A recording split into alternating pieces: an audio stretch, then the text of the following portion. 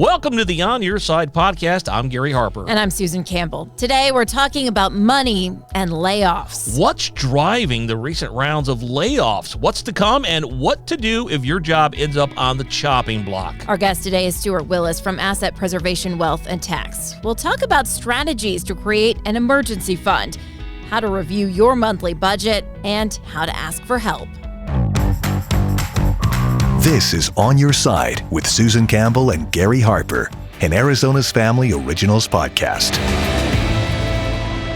Okay, welcome to the On Your Side podcast. I am Gary Harper. And I'm Susan Campbell. And Susan is doing how today? I'm pretty good. How about you? I'm a little irritated. Oh, no. A little irritated. What happened? I came into the parking lot here at the TV station. We don't have enough covered parking to begin with. That's true. Let me remind you, it's 110 degrees every day. Yeah, if you have the sun beating down on the car by the end of the day, it's pretty toasty in It's there. melting. And then do you know what I found today? Oh, no, what? I had the pristine, or not pristine, but the perfect parking spots, 3, maybe 4 of them. This is now carpool parking. And there's nobody in the carpool parking. It's just a big metal sign, and nobody carpools, and this is not going to give an incentive to carpool. Are you about to ask me to drive with you to work? No, I would love to, but you're way east. You want the spot. I want that spot.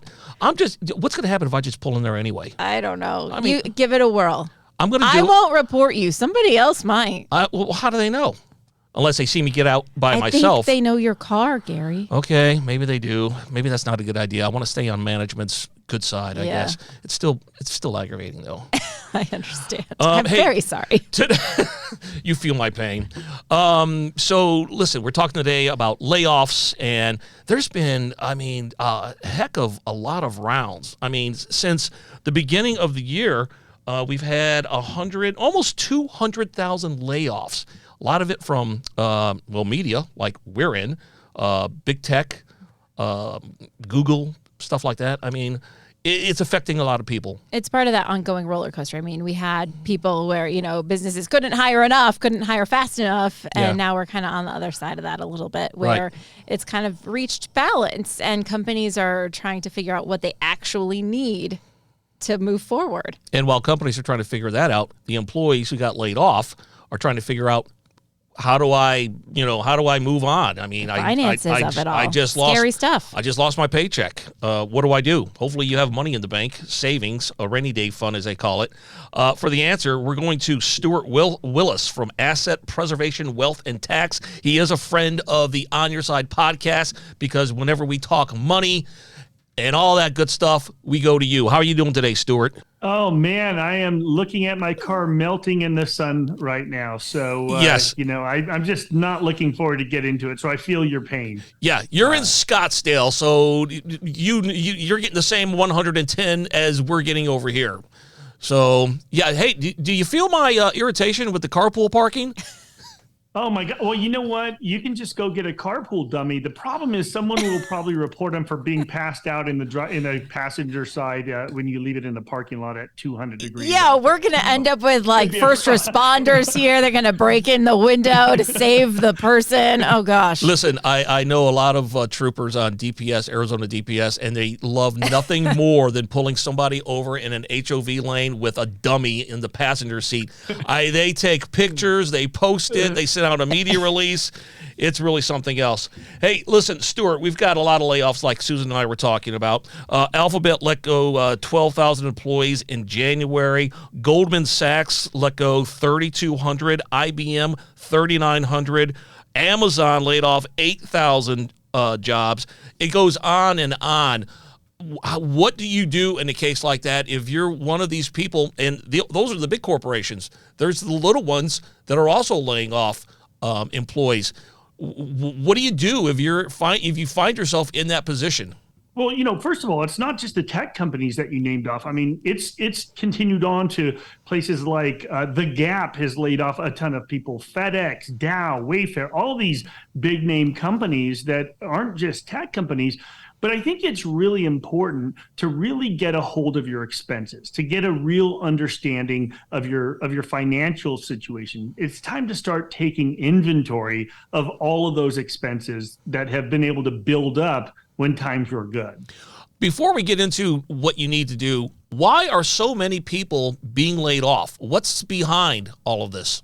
Well, look, generally what happens, the reason we're seeing, layoffs is generally because there's a shift in demand for some reason, right? So sometimes it's caused by disruptions due to technology.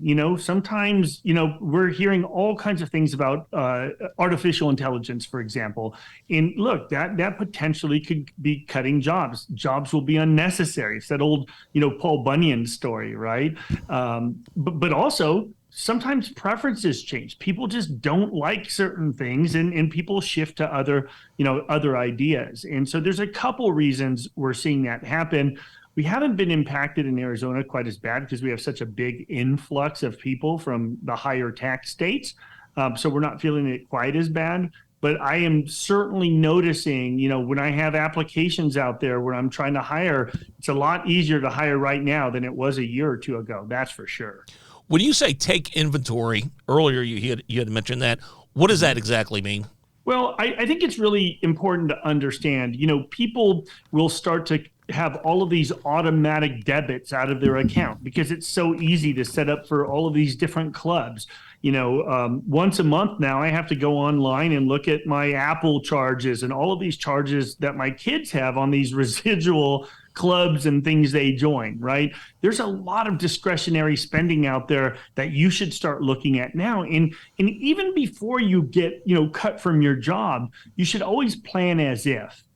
Plan as if that's coming and stop wasting money, because when you get in the habit of spending unnecessarily, then it's very, very difficult, to bring that to a halt, to stop it when times are tough. I like that advice of plan for it now, even if it's not happening right now. I have a friend who is constantly fearing there might be layoffs because they're in that industry in Hollywood where, we're dealing with a writer strike. We're dealing with technology that is changing what's necessary out of people in that whole industry. Yeah, and AI, right? Yeah. So there's that constant fear of, is it coming, right? And so they are starting to change the way they live their lives a little bit, just to make sure there is a little bit of a pad. When we're talking about emergency funds, because that's what it is, it's a little bit of a pad. Do we need a bigger emergency fund if we feel like a layoff might be looming? Yeah, absolutely. So even when times are good, you should really start building up that emergency fund when you can, because it's obviously very difficult to do it once you're laid off, right? Because then you're going to start, being dependent on it. But generally what you want to do is have 3 to 6 months of living expenses off to the side, so that if something happens, Armageddon happens, you lose your job, that you'll be okay, that you don't have to start acting desperately in those last moment situations there. Yeah, some experts even recommend more than 6 months.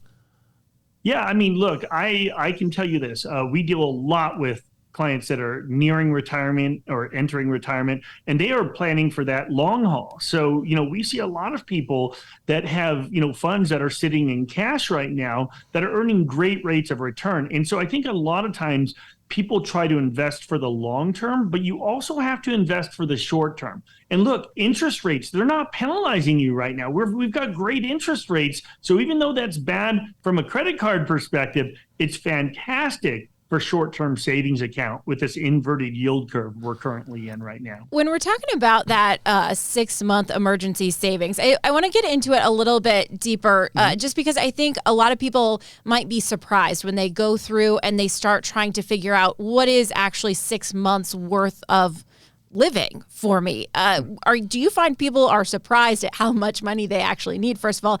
And what does that include? Is that my trip to Target or Walmart to stock up on aluminum foil because I ran out of it in my kitchen? What does that include? It really is everything. You need to know. And honestly, it's a great thing. When we tell people they need to set a budget going into retirement, it's really important. Preparing for layoff is just like preparing for retirement. You've got to be prepared. And I can tell you, the people I worry about the most aren't the people that make $40,000 a year and they've got a couple $100,000 saved for retirement. It's those high income earners that it's when you turn off that spigot, it's really, really hard for these people to adjust their lifestyle. People that have been able to, have a budget and live tightly for a long time, they're actually more, able to adapt to this situation. But, right now we're seeing interesting statistics where we're seeing, a lot of people actually have substantially more debt than they do in terms of these emergency funds. 36% of Americans, in fact, have more credit card debt than they do emergency funds. So it's a scary time for them. Yeah. Listen, I just, when I go out, I notice these things, and it happens all the time. Consumers, people, they're not putting things away into a savings account. They're not preparing for what if happens. They are going out to eat. Have you seen the restaurants lately? No, it's unbelievable. Every chair and every seat is taken. Have you taken a flight somewhere? Oh, it's packed. It's crazy. Every seat is taken. You're taking off next week. No, actually Friday you're taking off, but you're going to be on a full flight. Super full flight. We already got notifications from the airline saying, hey, if you want to change your flight because we're so full and we oversold this so much, are you kidding? We'll give you money. Well, this is what's going on here. People are like, I don't know the exact reason behind it. I hate to keep blaming it on the pandemic. It's a pent up, energy. We want to get out. We want a vacation. But they're putting it on the credit card as far as I can see. Let's go eat at Chili's. I'm not worried that I only have $50 on my account. I'll just put it on the credit card because I want to take the family out. I want to have a good time. Let's go to Hawaii. We'll just fly. I feel like I'm going on a rant here, but you are a little bit, but it's an okay rant. I do want to clarify. I'm staying at my parents' house, so my vacation is free except for the airfare. I got you. Well, I'm not the target of the rant. I can tell you, people are not hesitating to spend money right now. And it's scary. Look, I've got this great office here where I'm looking at Maggiano's on one side, Capitol Grill on the other. It's the greatest people watching office of all times. But these places are packed. There's nowhere to park at all. So, these are not inexpensive restaurants. So people are spending maybe more than they should. And they should really consider, as times get tough, to really buckle it up here. Hey, are you seeing a lot of people borrow money, whether that's from their credit card then or from friends and family? I mean, do they find themselves in a tight spot? Where do they go? Yeah, tremendous amounts of debt. I just talked to a client that came in. We reviewed his tax returns just now. He was one of our last to file for this year. And he said, okay, well, I've got to get my air conditioning done. But what I'll do is I'll call this bank. I can get 0% interest.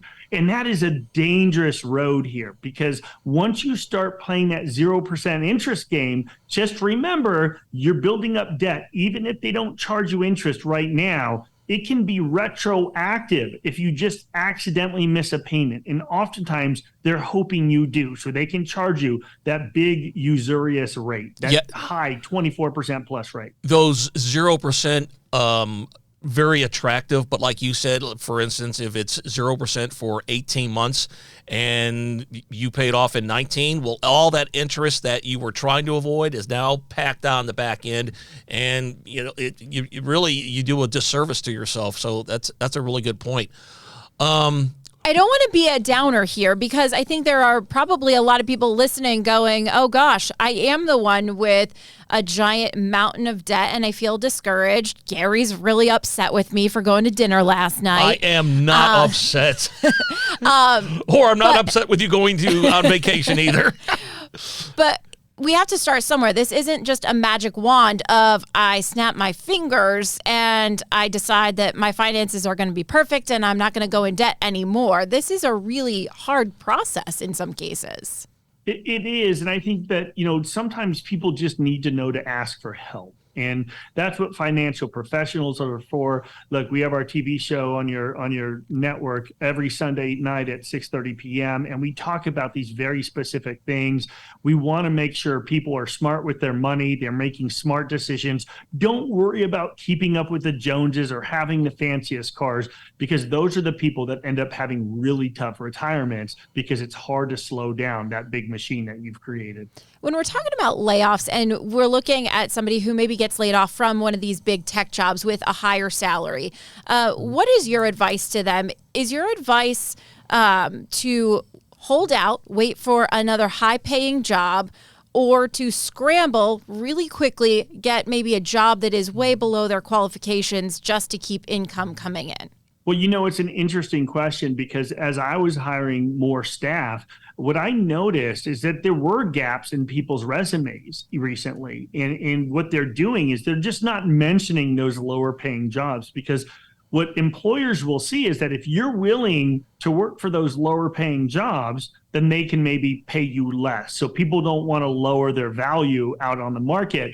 But guess what? You need to pay the bills. You need to make sure you can eat, feed your family, take care of the things you need to take care of. So look, if things go tough, I'm not above working 7 days a week myself. So, it's time to roll up your sleeves sometimes and just get after it and just start working. Do what you have to do to pay your bills, even if that means working overtime. What is the rule of thumb when it comes to putting away into a savings account? Let's just use $1,000 a month for round numbers.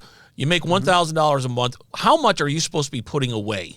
Well, so generally, remember, there's two different pockets to put away, right? Obviously, retirement, which we suggest generally between 10 and 15% of your money, but you need to try to start to pay or to put away 3 or 4% into an emergency fund until you get to the point that you have that 3 to 6 months. And look, it's really easy for me to say, put your money away, keep it in cash, if you can't afford to pay your current bills.